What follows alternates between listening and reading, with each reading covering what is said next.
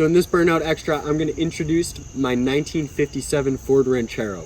I actually bought this back when we were filming the Lincoln episode with the 69 Continental, and my goal was to find a Ford pickup truck that's classy and old, that you could pretty much take the 460 out of the Lincoln and slap it in.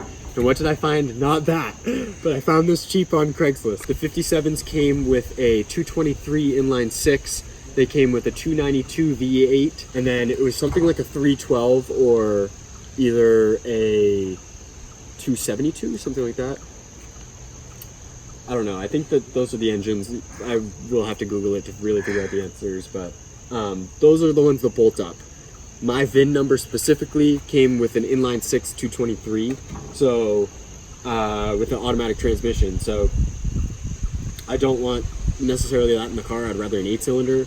But where I'm at with this whole project, I'm not really sure whether I'm going to sell it after I fix it up, or fix it up to be like a daily driver and pretty much just keep it myself to drive around. So I'm not really positive on that, but it's kind of sitting with no engine or trans right here on jack stands, and I'm pretty much gutting everything, the pedals, the brake lines, you name it, I'm taking it off and sandblasting it, painting it, and put it back on so that it's on the right way, so to speak. Not necessarily done professionally, but it is done the right way. It has been sitting for a while. The floors are very rusty. If you want to head on that side, I can show you inside.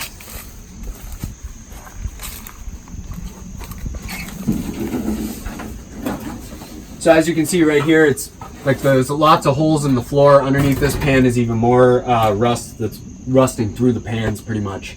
But I took out the dash, look beyond the spider webs that have since taken over.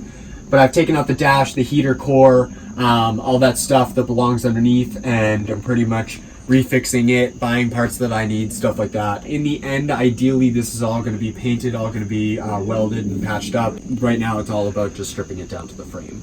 You can notice that the bed is probably the worst part of it. I know that this top part was pretty much rusted away on all of the old Rancheros. It was something that rusted quick, but underneath is pretty much like more rust that I need to fix, and I've taken out the gas tank. I've done a couple like tweaking of old parts that need to come off, but